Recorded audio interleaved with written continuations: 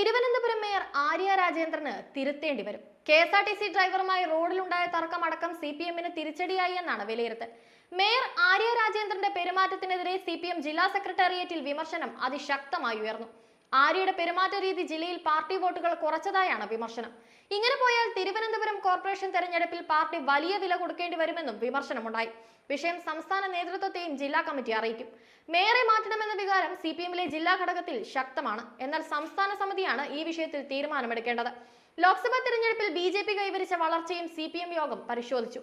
തിരുവനന്തപുരം, ആറ്റിങ്ങൽ മണ്ഡലങ്ങളിൽ വോട്ട് വിഹിതം വർദ്ധിച്ചതായാണ് പരിശോധിച്ചത്. BJP വളർച്ച തടയാതെ മുന്നോട്ടു പോകാനാകില്ലെന്ന് യോഗം വിലയിരുത്തി. ശനിയാഴ്ച ജില്ലാ കമ്മിറ്റി യോഗം ചേരുന്നുണ്ട്. മേയർ വിഷയവും ജില്ലാ കമ്മിറ്റി വിശദമായി പരിശോധിക്കും. ജില്ലാ നേതൃത്വം റിപ്പോർട്ട് സംസ്ഥാന നേതൃത്വത്തിന് നൽകാനും സാധ്യതയുണ്ട്.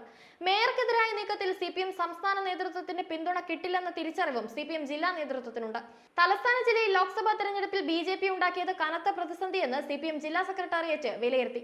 തലസ്ഥാനത്തെ വോട്ട് കണക്ക് പരിശോധിച്ച് BJP വളർച്ച കൃത്യമായി വിലയിരുത്തും. ആറ്റിങ്ങൽ, തിരുവനന്തപുരം മണ്ഡലങ്ങളിലെ വോട്ട് കണക്കിൽ BJP മുന്നിലാണ്.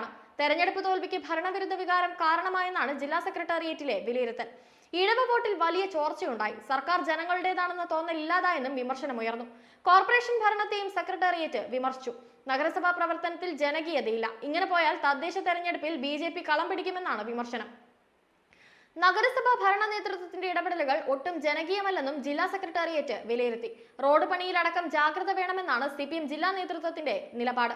സ്മാർട്ട് സിറ്റി പദ്ധതി കൈകാര്യം ചെയ്തതിൽ വലിയ വീഴ്ചയുണ്ടായെന്നും വിലയിരുത്തി. മുഖ്യമന്ത്രി പിണറായി വിജയനെ പേരെടുത്താരും വിമർശിച്ചില്ലെന്നും ശ്രദ്ധേയമാണ്.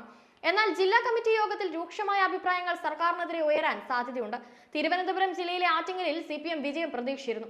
എന്നാൽ ഇഞ്ചോടിഞ്ച് പോരാട്ടത്തിൽ CPM ജില്ലാ സെക്രട്ടറി കൂടിയായ വി ജോയിയെ കോൺഗ്രസിലെ അടൂർ പ്രകാശ് തോൽപ്പിച്ചു. 3 ലക്ഷത്തിലധികം വോട്ടുകൾ ഇവിടെ BJP നേടുകയും ചെയ്തു. തിരുവനന്തപുരത്ത് CPI സ്ഥാനാർത്ഥി പന്ന്യൻ രവീന്ദ്രൻ മൂന്നാമതാവുകയും ചെയ്തു. ഈ സാഹചര്യത്തിലാണ് വിശദ അവലോകനം നടന്നത്.